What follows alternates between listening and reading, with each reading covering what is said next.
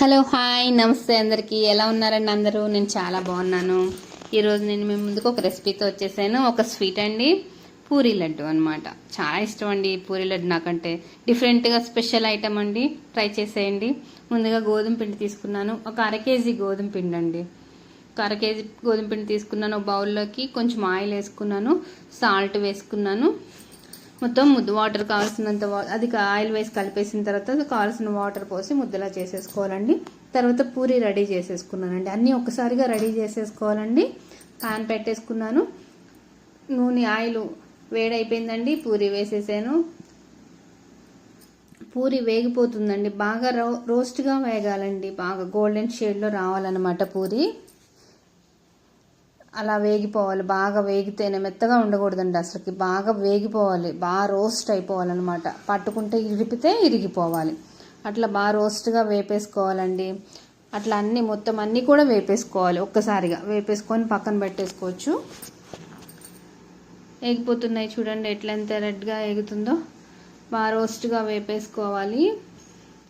వేగిపోయిందండి పూరి, తీసేసుకున్నాను. ఒక బౌల్, ఒక పక్కన ప్లేట్లో పెట్టేసుకున్నానండి. అన్నీ ఒకసారిగా వేపేసి చాలా బాగుంటుందండి పూరీ లడ్డు, ఒకసారి ట్రై చేయండి. తర్వాత మనకి కొన్ని నేను జీడిపప్పు, బాదం, పిస్తా తీసుకున్నానండి. ఒక 20 బాదం ఒక 10-15 బాదం తీసుకున్నాను. ఒక 20 జీడిపప్పు తీసుకున్నాను. ఒక 10 పిస్తా తీసుకున్నానండి. నేతిలో కొంచెం లైట్గా వేపుకున్నాను అనమాట. అవి చల్లారినాక తీసి మిక్సీలో వేసేసుకొని పౌడర్ చేసేసుకున్నానండి. బాగా మెత్తగా పౌడర్ చేసుకోవద్దండి, లైట్గా పొడిగా చేసుకోండి. ఫైన్ పేస్ట్గా వద్దు, లైట్గా బరకగా రవ్వలాగా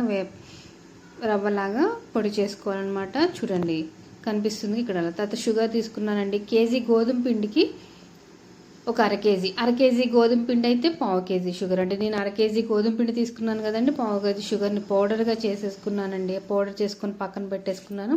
అన్నీ చూడండి, షుగర్ పౌడర్ అండ్ బాదం పౌడర్ ఇలా చేసి కొంచెం షుగర్ని పౌడర్ చేసుకున్నానండి. వేపేసిన పూరీలండి మొత్తం కూడా స్మాష్ చేసేయాలి. చూడండి ఇరిగిపోతున్నాయి కదా, అట్లా మొత్తం అన్నీ కూడా ఇరిగిపోయాలి, మొత్తం నలిపేయాలన్నమాట. స్మాష్ చేసేసి మిక్సీలో వేసేసుకొని మిక్సీ పట్టేసుకోవాలండి. ఎక్కువగా పేస్ట్లా పట్టద్దండి, లైట్గా మొత్తం అన్నీ స్మాష్ చేసేసిన తర్వాత కొంచెంగా వేసుకోండి, మిక్సీ పట్టుకోండి.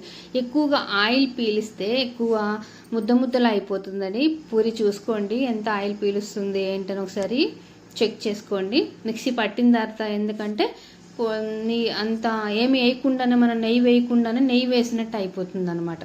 చూడండి అట్లా పేస్ట్ అయిపోయింది కదా, అలా రవ్వలా చేసేసుకున్నాను. నాకు కొంచెం ఆయిల్ ఎక్కువైంది చూడండి, కనిపిస్తుంది. అట్లా చూసుకోండి కొద్దిగా. తర్వాత షుగర్ పౌడర్ అండి, పౌడర్ చేసుకున్నానుగా, షుగర్ పౌడర్ వేసేసుకున్నాను. బాదం, పిస్తా, జీడిపప్పు పౌడర్ చేసుకున్నాను కదా, అవి కూడా వేసేసుకున్నాను. కొంచెం ఇలాచీను షుగర్ కలిపి పౌడర్ చేసుకున్నానండి, అది కొంచెం వేసేసుకుంటున్నాను. మొత్తం కలిపేసుకోవాలండి. నెయ్యి అవసరం లేదు, నెయ్యి పట్టదు. ఆయిల్ నాకు ఎక్కువైంది కాబట్టి నాకు నెయ్యి పట్టట్లేదండి. మామూలుగా పొడిగా ఉంటే కొంచెం నెయ్యి వేసుకోవచ్చండి. మొత్తం కలిపేసుకున్నానండి, రెడీ అయిపోయింది.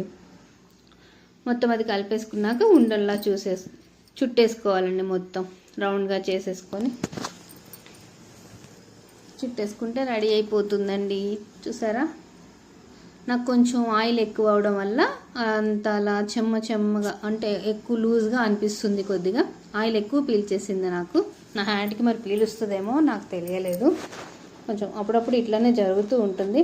అట్లా ఎక్కువగా పీల్చింది అనుకోండి, చిన్న సొల్యూషన్, రవ్వ ఉంటుంది కదండి, సూజీ రవ్వ, ఉప్మా రవ్వ, దానిని నేతిలో వేపేసేసి మిక్సీ పట్టేసుకొని కొంచెం కలిపేసుకోండి. ఎక్కువ లూజ్ అయిపోతే, బాగా పొడిగా ఉందనుకోండి, అప్పుడు మీకు నెయ్యి కలుపుకోవచ్చు.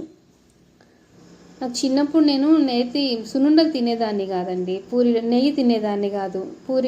దానివల్ల నాకు మా అమ్మగారు పూరీ లడ్డు చేసి పెట్టేవారు అనమాట. నాకు ఒక అన్నయ్య, ఒక తమ్ముడు, వాళ్ళకేమో సున్నుండలు చేసి పెట్టేవారు, నాకేమో పూరీ లడ్డు.